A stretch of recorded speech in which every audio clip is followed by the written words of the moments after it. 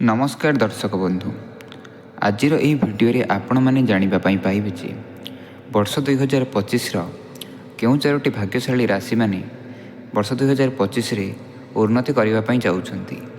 सेमानंकर सबु स्वप्न पूरा होगापाई जाउछंती एवं एही भविष्यवाणी को आपण मैंने मानिकी चलतु जे जदि एही चारोटी राशि मानकर मध्यरे आपणकर राशि अंतर्भुक्त रही तेबे निश्चित भाव में आपण मैंने वर्ष 2025 उन्नति करने जाउछंती बा लाभ पाइबापी जाउछंती।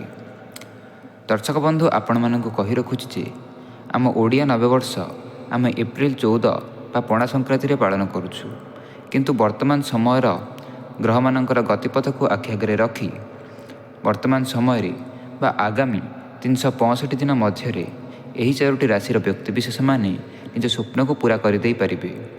बहुत संभावना अछि जे एही चारोटी राशि निज जीवन में सबू असंपूर्ण थिबा कार्य को संपूर्ण करदे पारिबे। समाज रे जेते भी सबू कष्ट बा बाधाविघ्न सेमानंकु घारुथिला, जो सबू चिंता देई सेमाने वर्तमान समय रे गति करुथिले ताहा मानसिक किंबा शारीरिक किंबा धनजनिक आर्थिक समस्या, एही सबू समस्या यदि सेमानंकु चिंतित करुथिला दिन में सेमाने अनेक किछि कार्य कला परे मध्य ସେହି କାର୍ଯ୍ୟରୁ ସେମାନେ ଆଶାନୁରୂପକ ଫଳ ପାଇପାରୁନଥିଲେ, ତେବେ ଏହି ଭିଡ଼ିଓଟି ଆପଣମାନେ ନିଶ୍ଚିତ ଭାବରେ ଶେଷ ପର୍ଯ୍ୟନ୍ତ ଦେଖିବାର ଆବଶ୍ୟକତା ରହିଛି। ଦର୍ଶକ ବନ୍ଧୁ, ଆମମାନଙ୍କର ଭିତରେ 12ଟି ରାଶିର ବ୍ୟକ୍ତିବିଶେଷମାନଙ୍କର ମଧ୍ୟରେ ଆମର ଗୋଟିଏ ନା ଗୋଟିଏ ରାଶି ଅନ୍ତର୍ଭୁକ୍ତ ଥାଏ ଏବଂ କୌଣସି ନା କୌଣସି ସମୟରେ ଆମ ସହିତ କେବେ ବି ଭଲ ବା କେବେ କିଛି ଖରାପ ହୋଇଯାଇଥାଏ, ଯାହାକୁ ଦେଖିଲା ପରେ ବା ଯାହାକୁ ଜାଣିଲା ପରେ ଆମେ ଖୁସି ହୋଇଥାନ୍ତି ବା ଦୁଃଖ ପ୍ରକାଶ କରିଥାନ୍ତି। दर्शक बंधु, एपरी होता है आम अनेक समय किसी न करथिले मध्य सेठारु आशा ठारू अधिक प्राप्य बा आशा ठारू अधिक लाभ आम पाई जाई थाउ। मात्र अनेक स्थान रे एपरी किछि थाए जो स्थान रे आम अधिक किछि समय देला परे मध्य कार्य कला परे मध्य से जगारू आमको आम आशानुरूपक फल तो छाड़ सामान्य जिनस भी प्राप्त होई न थाए, जार आमको जहाँ आम एते समय दे से जिनस को करथिले बा से कार्यटी को करथिले ताहा आमर संपूर्ण भावे विफल होइथाए। दर्शक बंधु, यह केवल और केवल आम राशि एवं ग्रह मानकर गतिपथ जो होता है। यदि आपण मानकर ग्रहर चलन ठीक भाव न होता है तेबे यही प्रकार समस्यार सम्मुखीन आपण माने होइथांती। तेबे दर्शक बंधु, आसंतु आजिर यही भिडियो रे आपण माने जानिबा पई पाइबे जे कौन सही चारोटी राशि जो मानकर वर्तमान समय सेमानकर सब प्रकार सुख बा सब प्रकार उन्नति धीरे धीरे घटिया जाउछि, सेमानकर भविष्य पूरापूरी परिवर्तन होगापी जाउछि। आसुथिबा वर्षटी सेमानकर पई निश्चित भाव में एक खुशीर आशा नहीं आसिब। दर्शक बंधु, डेरी न करी आसंतु आमे जानि रखिबा जे कौन से सब राशि गुड़िक। दर्शक बंधु, नंबर 1 रे जो राशि रोची ताहा हेउछि वृष राशि।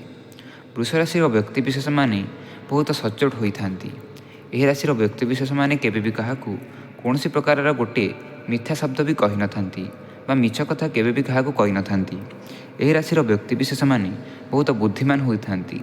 यदि आपण माने विद्यार्थी अटंती तेबे आपण मानकु कही रखे जे वृष राशि व्यक्तिविशेष माने जो भी विद्यार्थी माने विद्या अध्ययन करुछंती सेमाने कौनसी भी कथा को मन रखिबा सेमानक पई अति सहज हो जाई थाए। जो भी किछि कथा बा जो भी किछि कार्य से माने हाथ दियंती अति सहजरे सेमाने से कार्य सफल हो पारि थांती।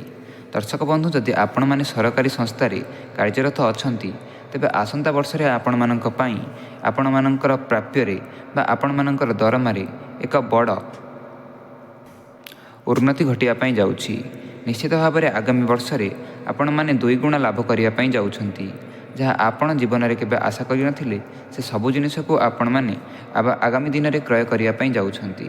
तेणु आपण माने माँ लक्ष्मी को सबुबेले स्मरण करंतु एवं पूजा करंतु, जहाँ फल आपणकर सब प्रकार दुख समस्या दूर हो जिवो। दर्शक बंधु, नंबर 2 रे जो राशि रोची ताहा हेउछि सिंह राशि। सिंह राशि व्यक्तिविशेष माने बहुत शांत स्वभावर सहित एवं एही राशि व्यक्तिविशेष माने अति सहजरे रागि न थांती। यदि कौनसी व्यक्ति इनको बारंबार अपमान दे थाए बा कौनसी कटु कथा कही थाए, एमाने केबे भी तार खराब व्यवहार बा कौनसी प्रकार खराब जवाब दे न थांती। एही राशि व्यक्तिविशेष माने सबुबेले अन्यर भल बा सबुबेले खुशी चाही थांती। एही वर्ष रे बा आसंता वर्ष रे ଆପଣମାନଙ୍କୁ ବା ଯଦି ଆପଣମାନେ ସିଂହ ରାଶିର ବ୍ୟକ୍ତି ଅଟନ୍ତି ତେବେ ନିଶ୍ଚିତ ଭାବରେ ଆପଣମାନେ କୌଣସି ନା କୌଣସି ଦୂର ଜାଗାକୁ ଭ୍ରମଣ କରିବାର ଅଧିକ ସମ୍ଭାବନା ରହିଛି। ନିଶ୍ଚିତ ଭାବରେ ଆଗାମୀ ବର୍ଷକୁ ନେଇ ଆପଣମାନଙ୍କର ଜୀବନରେ ଏକ ନୂଆ ଲକ୍ଷ୍ୟ ନେଇ ଆପଣମାନେ ଆଗାନ୍ତୁ, ଯାହାଫଳରେ ଆଗାମୀ ବର୍ଷରେ ଆପଣମାନେ ଉନ୍ନତି କରିପାରିବେ। ଦର୍ଶକ ବନ୍ଧୁ, ଯଦି ଆପଣମାନେ ବେସରକାରୀ କାର୍ଯ୍ୟରେ କାର୍ଯ୍ୟରତ ଥିଲେ ତେବେ ଆପଣମାନଙ୍କୁ କହି ରଖୁଛି ଯେ ଅଳ୍ପ ଦିନ ମଧ୍ୟରେ ଆପଣମାନଙ୍କୁ ପଦୋନ୍ନତି ହେବା ସହିତ ନିଶ୍ଚିତ ଭାବରେ ଆପଣମାନଙ୍କର ପ୍ରାପ୍ୟରେ ମଧ୍ୟ କୌଣସି ନା କୌଣସି ପ୍ରକାରର ଉନ୍ନତି ଘଟିବା ପାଇଁ ଯିବ, ଯାହାଫଳରେ ନିଶ୍ଚିତ ଭାବରେ ଆପଣମାନଙ୍କର ପରିବାରରେ ବା ଆପଣମାନଙ୍କର ପରିବାରରେ ଥିବା ସଦସ୍ୟମାନଙ୍କର ମଧ୍ୟରେ ନିଶ୍ଚିତ ଭାବରେ ଆପଣମାନେ ଅଧିକ ସ୍ନେହ, ପ୍ରେମ, ଶାନ୍ତି ବଢ଼ିବାରେ ଲାଗିବ। ଦର୍ଶକ ବନ୍ଧୁ, ସିଂହ ରାଶିର ବ୍ୟକ୍ତିବିଶେଷମାନେ ଯେପରି ବୁଦ୍ଧିରେ ହୋଇଥାନ୍ତି ସେପରି ବଳବାନ ମଧ୍ୟ ହୋଇଥାନ୍ତି। ସିଂହ ରାଶିର ବ୍ୟକ୍ତିବିଶେଷମାନଙ୍କୁ ହରାଇବା କୌଣସି ନା କୌଣସି ବ୍ୟକ୍ତିଙ୍କ ଉପରେ ସେତେ ସହଜ ହୋଇନଥାଏ। ଏହି ରାଶିର ବ୍ୟକ୍ତିବିଶେଷମାନେ ଉଭୟ ଶାରୀରିକ ଏବଂ ମାନସିକ ଭାବେ ବହୁ ସକ୍ରିୟ ହୋଇଥାନ୍ତି। ଅତି ସହଜରେ ସେମାନେ ସବୁ କଷ୍ଟକୁ ନିଜ ମନ ଭିତରେ ଚାପି ରଖିଥାନ୍ତି। ଦର୍ଶକ ବନ୍ଧୁ, ନମ୍ବର 3ରେ ଯେଉଁ ରାଶି ରହୁଛି ତାହା ହେଉଛି ଧନୁରାଶି। ଦର୍ଶକ ବନ୍ଧୁ, 12ଟି ରାଶି ମଧ୍ୟରୁ ଧନୁରାଶିର ବ୍ୟକ୍ତିବିଶେଷମାନେ ସବୁଠାରୁ ଅଧିକ ଶକ୍ତିଶାଳୀ ହୋଇଥାନ୍ତି। ଏମାନଙ୍କୁ କେହି ବି କୌଣସି ପ୍ରକାରର ବ୍ୟକ୍ତି ଏହି ରାଶିର ବ୍ୟକ୍ତିବିଶେଷମାନଙ୍କ ଠାରୁ ଶକ୍ତିଶାଳୀ ହୋଇପାରିନଥାନ୍ତି। ଯଦି ଆପଣମାନଙ୍କୁ ପଚରାଯାଏ ଯେ କେଉଁ ରାଶିର ବ୍ୟକ୍ତିବିଶେଷମାନେ ସବୁଠାରୁ ଅଧିକ ଶକ୍ତିଶାଳୀ ହୋଇଥାନ୍ତି, ତେବେ ନିଶ୍ଚିତ ଭାବରେ ଆପଣମାନଙ୍କର ପରିବାରରେ ଯଦି ଧନୁରାଶିର ବ୍ୟକ୍ତି ଥିବେ ଆପଣମାନେ ଦେଖି ଜାଣିପାରିବେ ଯେ ଏହି ରାଶିର ବ୍ୟକ୍ତି ବା ଏହି ଧନୁରାଶିର ବ୍ୟକ୍ତିର ଲୋକମାନେ ସବୁଠାରୁ ଅଧିକ ସକ୍ରିୟ ହୋଇଥାନ୍ତି। ଯଦି ଏମାନଙ୍କୁ କୌଣସି କାର୍ଯ୍ୟ କରିବା ପାଇଁ କୁହାଯାଏ ତେବେ ଏମାନେ ଅତି ଶୀଘ୍ର ଅତି ସହଜରେ ସେ କାମକୁ ଅତି ନିର୍ଭୁଲ ଭାବରେ ସେ କାର୍ଯ୍ୟଟିକୁ କରିଦେଇଥାନ୍ତି। ଧନୁରାଶିର ବ୍ୟକ୍ତିବିଶେଷମାନେ ସବୁବେଳେ ଶାନ୍ତ ଏବଂ ନମ୍ର ହୋଇଥାନ୍ତି। କୌଣସି କଳିଝଗଡ଼ା ବା ପାଟିତୁଣ୍ଡରେ ପଶିବାକୁ ଏମାନେ କେବେ ବି ଆଶା କରିନଥାନ୍ତି। ଯଦି ଆପଣମାନଙ୍କର ଗହଣରେ କେହି ଧନୁରାଶିର ବ୍ୟକ୍ତି ଅଟନ୍ତି କିମ୍ବା ଆପଣ ନିଜେ ଯଦି ଧନୁରାଶିର ବ୍ୟକ୍ତି ତେବେ ଏହି କଥାକୁ ଆପଣମାନେ ଭଲ ଭାବରେ ଅନୁଭବ କରିପାରୁଥିବେ।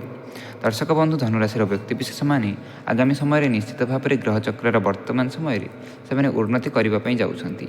କୌଣସି ପ୍ରକାରର ଅସୁବିଧା ବର୍ତ୍ତମାନ ସମୟରେ ସେମାନଙ୍କର ଗ୍ରହଚକ୍ରରେ ଆଦୌ ଦେଖାଯାଉ ନାହିଁ। ଏକ ବଡ଼ ସମ୍ଭାବନା ରହିଛି ଯେ ବର୍ଷ 2025ଟି ସେମାନଙ୍କର ପାଇଁ ଏକ ନୂଆ ଆଶା ଏବଂ ଏକ ନୂଆ ସ୍ମୃତିରେ ପରିଣତ ହେବ। ଯାହା ସେମାନେ ବହୁ ପୂର୍ବରୁ ଆଶା କରିଥିଲେ ସେ ସବୁ ଜିନିଷ ସମ୍ଭବ ହୋଇପାରିବ କେବଳ ଏହି ବର୍ଷ 2025ରେ। ଦର୍ଶକ ବନ୍ଧୁ, ଆପଣମାନଙ୍କୁ ଯଦି ଆପଣମାନେ ଧନୁରାଶିର ବ୍ୟକ୍ତି ଅଟନ୍ତି ତେବେ ତଳେ କମେଣ୍ଟ ବକ୍ସରେ ଜୟ ମା ଲକ୍ଷ୍ମୀ କମେଣ୍ଟଟି କରି ରଖନ୍ତୁ। ଦର୍ଶକ ବନ୍ଧୁ, ନମ୍ବର 4ରେ ଯେଉଁ ରାଶି ରହୁଛି ତାହା ହେଉଛି ମୀନ ରାଶି। ଦର୍ଶକ ବନ୍ଧୁ, ନମ୍ବର 12ରେ ଥିବା ଏହି ମୀନ ରାଶି ସବୁଠାରୁ ଶାନ୍ତ ଏବଂ ସରଳ ହୋଇଥାନ୍ତି। କୌଣସି ମିଥ୍ୟା କଥା କହିବା ବା କଟୁ କଥା କହିବା ଏମାନେ କେବେ ବି ପସନ୍ଦ କରିନଥାନ୍ତି। ଦର୍ଶକ ବନ୍ଧୁ, ଯଦି ଆପଣମାନେ ମୀନ ରାଶି ଅଟନ୍ତି ତେବେ ଆପଣମାନେ ମଧ୍ୟ ଏହି କଥାକୁ ଅନୁଭବ କରିଥିବେ ଯେ ଯଦି କୌଣସି ବ୍ୟକ୍ତି ଆପଣମାନଙ୍କୁ ଅପମାନ କରେ କିମ୍ବା ଆପଣମାନଙ୍କର ବିଷୟରେ ବାହାରେ କୌଣସି କଟୁ ବା ଖରାପ କଥା କୁହେ ତେବେ ଆପଣମାନଙ୍କୁ ବହୁତ କଷ୍ଟ ହୋଇଥାଏ। ଆପଣମାନେ ସେହି ବ୍ୟକ୍ତିକୁ କେବେ ବି କ୍ଷମା କରନ୍ତି ନାହିଁ। ଦର୍ଶକ ବନ୍ଧୁ, ଯଦି ଆପଣଙ୍କ ପାଖରେ ଏପରି କିଛି ବ୍ୟକ୍ତି ଅଛନ୍ତି ଯେଉଁମାନେ ଆପଣଙ୍କ ସାମ୍ନାରେ ଭଲ କହୁଛନ୍ତି, ଆପଣଙ୍କ ପ୍ରଶଂସା କରୁଛନ୍ତି, ମାତ୍ର ବାହାରେ ଆପଣଙ୍କ ବିଷୟରେ ଖରାପ କଥା କହୁଛନ୍ତି ବା ଆପଣଙ୍କୁ ନିନ୍ଦା କରୁଛନ୍ତି, ତେବେ ସେହି ପ୍ରକାରର ବ୍ୟକ୍ତିମାନଙ୍କ ଠାରୁ ଆପଣମାନେ ଦୂରେଇ ଯିବାର ଅଧିକ ସମ୍ଭାବନା ରହିଛି ବା ଅଧିକ ଉଚିତ ହେବ। ଯଦି ଆପଣମାନେ ସେହି ବ୍ୟକ୍ତିବିଶେଷମାନଙ୍କ ଠାରୁ ଦୂରେଇ ଯିବେ ତେବେ ଆପଣମାନଙ୍କର ଜୀବନରେ ଏକ ନୂଆ ଆଶା ବା ନୂଆ କିଛି ସମ୍ଭାବନା ସୃଷ୍ଟି ହେବ ଯାହା ଆପଣମାନଙ୍କୁ ଆଗକୁ ନେଇଯିବ। ଯେଉଁ ଲୋକମାନେ ଆପଣଙ୍କ ବିଷୟରେ ଖରାପ କଥା କହୁଛନ୍ତି ବା ଆପଣଙ୍କୁ ନିନ୍ଦା କରୁଛନ୍ତି ସେମାନଙ୍କ ଠାରୁ ଆପଣ ଦୂରେଇ ଗଲେ ନିଶ୍ଚିତ ଭାବରେ ଆଗାମୀ ସମୟଟିରେ ଆପଣମାନେ ଆଶାଠାରୁ ଅଧିକ ଉନ୍ନତି କରିପାରିବେ। ମାତ୍ର ଯେଉଁ ବ୍ୟକ୍ତି ଆପଣଙ୍କ ବିଷୟରେ ନିନ୍ଦା କରୁଛି ଏବଂ ଆପଣମାନେ ସେହି ଚିନ୍ତାରେ ନିଜର ସମୟ କାଟୁଛନ୍ତି ତାହା କେବେ ବି ଆପଣଙ୍କ ପାଇଁ ଏକ ଭଲ ବା ଏକ ଉନ୍ନତିର ପ୍ରତିରୂପ ହୋଇପାରିବ ନାହିଁ। ଦର୍ଶକ ବନ୍ଧୁ, ଯଦି ଆପଣମାନେ ମୀନ ରାଶି ଅଟନ୍ତି ତେବେ ତଳେ କମେଣ୍ଟ ବକ୍ସରେ ଜୟ ମା ଲକ୍ଷ୍ମୀ କମେଣ୍ଟଟି କରି ରଖନ୍ତୁ। ଆଗାମୀ ସମୟଟି ଆପଣମାନଙ୍କ ପାଇଁ ବା ବର୍ଷ 2025ଟି ଆପଣମାନଙ୍କ ପାଇଁ ଖୁବ୍ ଭଲରେ କଟିବାକୁ ଲାଗିବ, ଏଥିରେ କୌଣସି ପ୍ରକାରର ସନ୍ଦେହ ନାହିଁ। ଦର୍ଶକ ବନ୍ଧୁ, ଯଦି ଆପଣମାନଙ୍କର ରାଶି ଏହା ମଧ୍ୟରେ ରହିଛି ତେବେ ତଳେ କମେଣ୍ଟ ବକ୍ସରେ ଜୟ ମା ଲକ୍ଷ୍ମୀ କମେଣ୍ଟଟି କରିବାକୁ ଅନୁରୋଧ। ଧନ୍ୟବାଦ।